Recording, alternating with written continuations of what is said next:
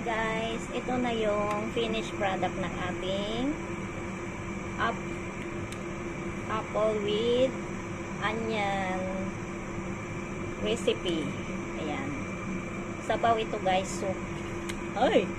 Ito naman yung pork niya. Laki kasi nung pork niya na nilalagay namin. So, ayan guys. Totoo na siya. Ang sarap niya guys. Promise.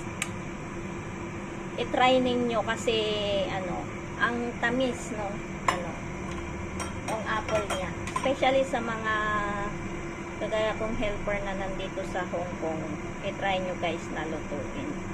So ayan lang guys, thank you for watching. Yan sarap laki ng soup, laki ng pork niya.